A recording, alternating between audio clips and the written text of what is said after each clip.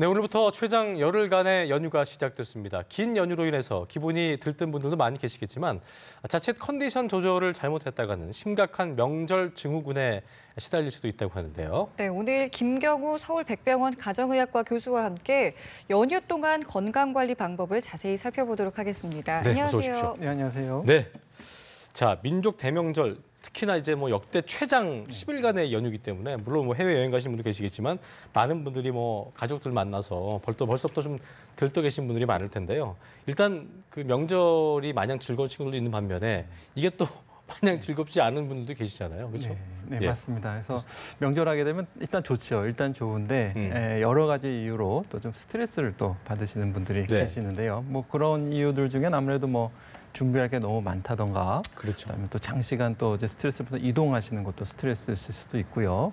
또 이제 가족끼리 만나는 가운데서 안부나 대화를 하다 보면 또 좀 뭐 직장 취업이라든가 취업 준비생들. 네네, 그렇죠. 또 결혼 문제라든가 또 출산 문제, 또 학업이나 진로, 또 건강, 또 이제 최근엔 또 뭐 얼마 전에 정치 문제까지 뭐 여러 가지 대화를 하다 보면 또 그런 것들이 스트레스가 될 수가 있겠는데요.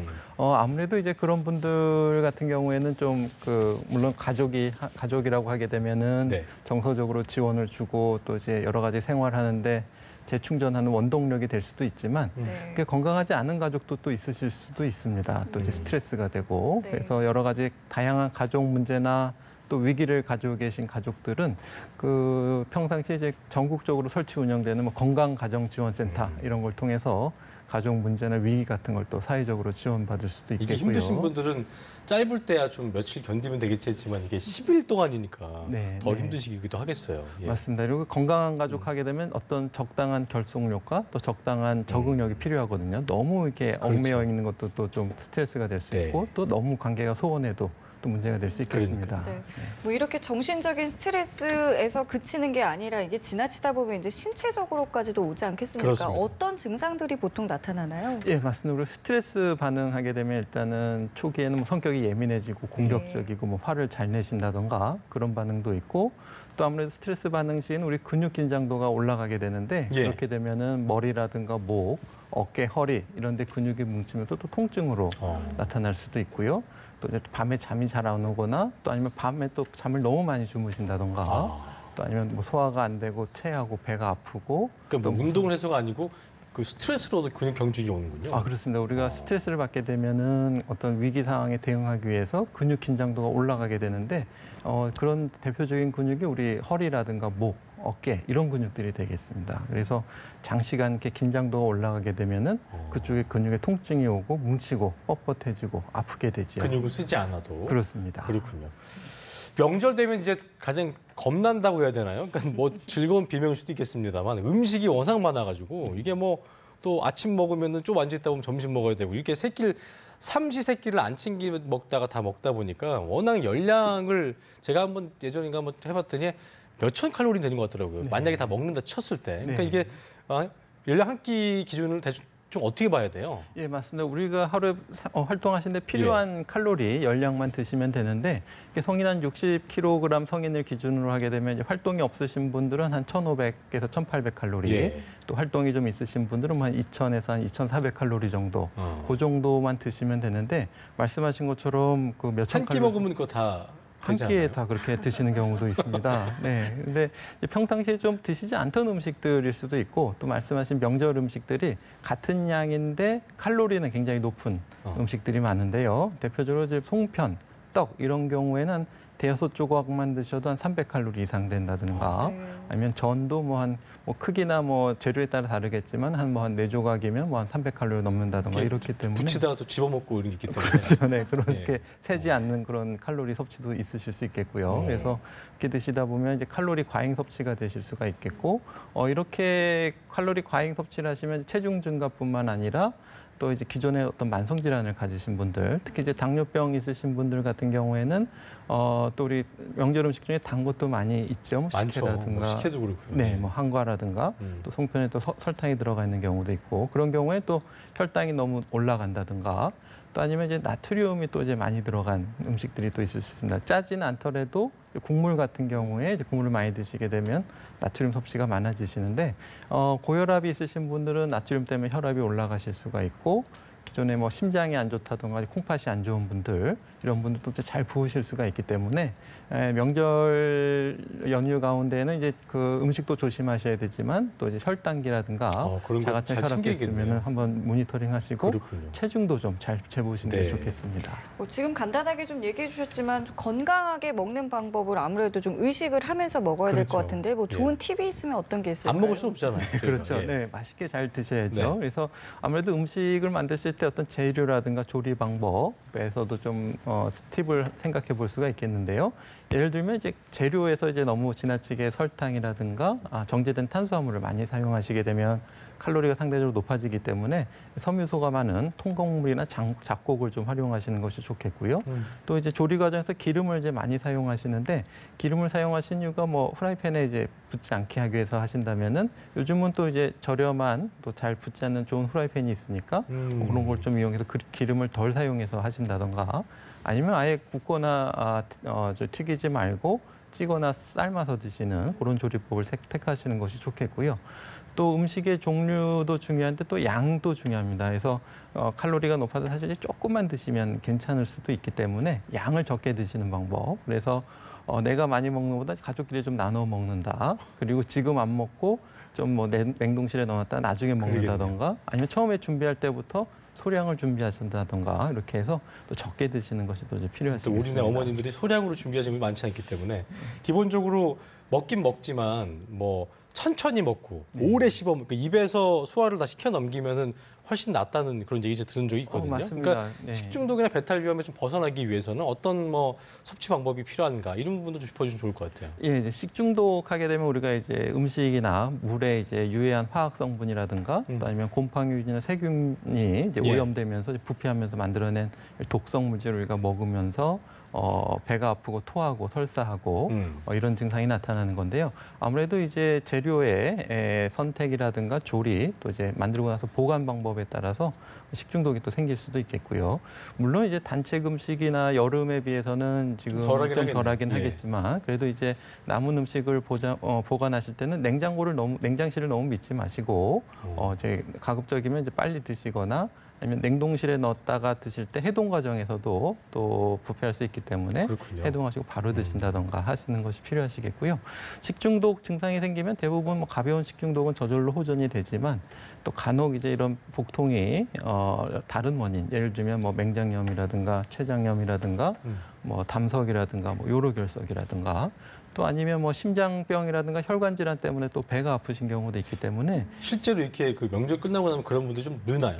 네, 늘어날 수 있습니다. 네, 그래서 좀 과식을 하셨다던가 대부분 가벼운 질환이지만 만성 질환이 있으신 분들은 좀 이상 증상이 나타나시면 꼭 진료를 받으시는 것이 좋겠습니다. 아까 말씀드렸던 오래 씹는 거는 되게 도움 많이 되는 거죠. 오래 씹어 드시게 네. 또 이제 드시면서 대화를 하시게 되면 상대적으로 좀 덜 드시게 되고요. 또 상대적으로 또 포만감을 많이 느끼시기 때문에 천천히 오래 드시면서 또 즐겁게 대화를 나누시면서 그러게요. 드시는 것이 좋겠습니다. 알겠습니다. 네.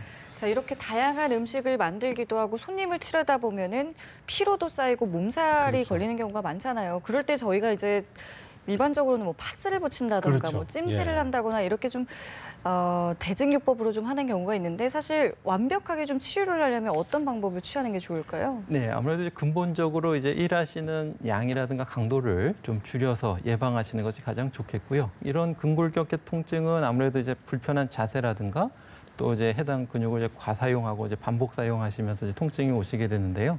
대부분은 좀 이제 가벼운 스트레칭이라든가 아니면 다른 근육을 쓰는 예를 들면 뭐 가볍게 걷기라든가 수영 이런 신체 활동을 하시는 것이 좋겠고요.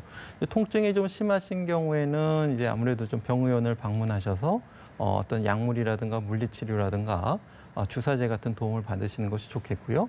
또 간혹은 뭐 근골격계 문제가 아니고 대상포진과 같은 다른 병이 면역 쪽에 관련된. 그렇죠. 면역이 떨어지면서 아프신 경우에 또 통증이 오실 수가 있기 때문에 그럴 땐 꼭 진료를 받으셔서 치료를 받는 것이 좋겠습니다. 기본적으로 그러니까 그런 걸 못 하시는 분들 뭐 비상약이 있다고 했을 때 근육 이완제 같은 그런 걸 먹어도 좀 이제 뭐 도움이 좀 되나요? 그런 것도? 네, 보통 뭐 그 아세타미노펜 성분의 네. 어떤 그 진통제 이런 경우에도 효과가 괜찮기 때문에 비교적 안전하고 드셔도 괜찮겠습니다. 그래요.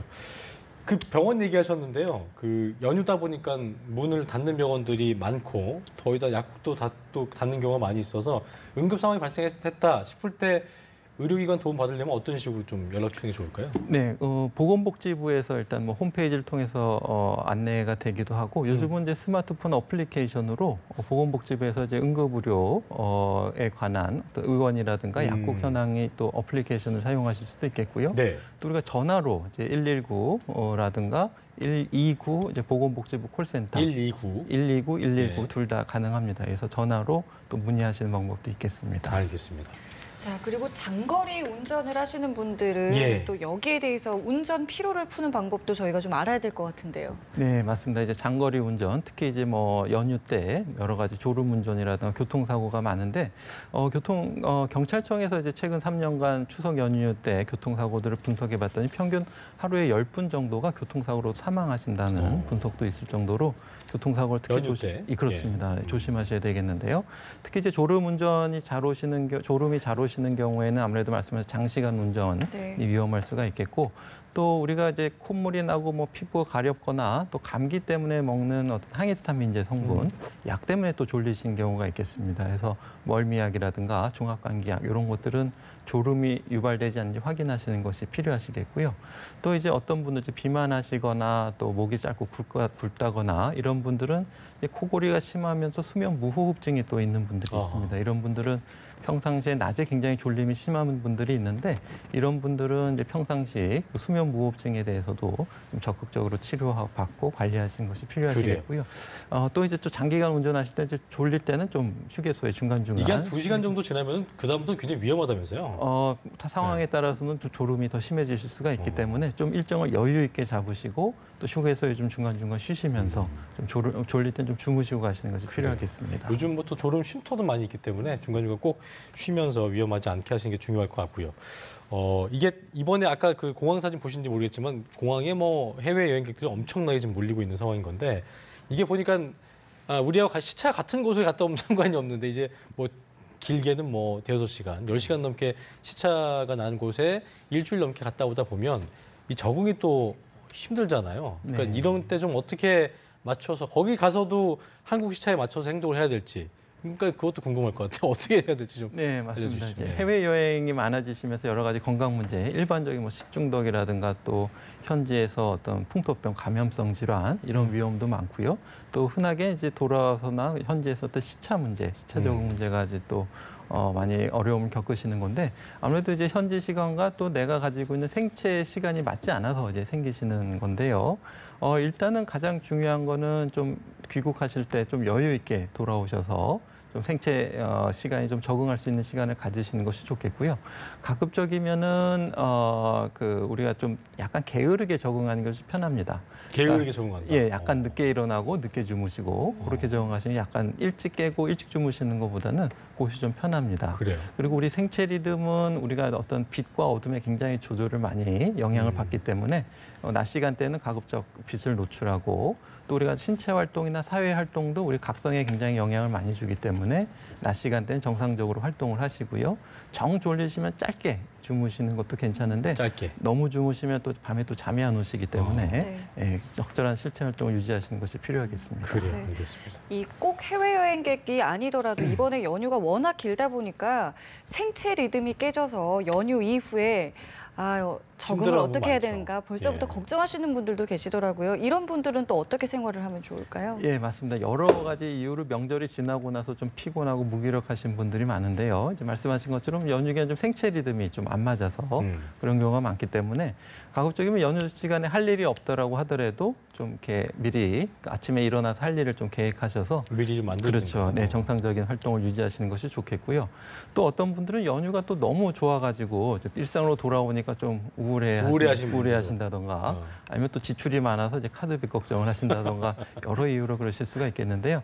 그러실 때는 좀 즐거웠던 추억을 좀 회상하신다던가 또 일상에서 주는 어떤 좋은 점들을 또 찾아보시고 또 이제 또 다음 휴가 계획을 또 세우시면서 또 일상에 좀 적극적이고 활기 있게 운동을 적응하시는 좀 이렇게 가볍게 해주는 게 좋죠. 운동 가볍게 하는 건 매우 계속해서. 중요합니다. 특히 그래요. 이제 장시간 그 여행 같은 경우에 비행기를 오래 타신다거나 이런 경우에 신체 활동량이 없기 때문에 그렇죠. 충분히 수분을 드시고 또 적절히 신체 활동하시는 것을 회복하시는 것이 좋겠습니다. 그래요, 알겠습니다. 지금까지 김경우 서울 백병원 가정의학과 교수와 함께 즐거운 한가위를 맞기 위한 방법 저희가 자세히 알아봤습니다. 오늘 말씀 고맙습니다. 네, 감사합니다.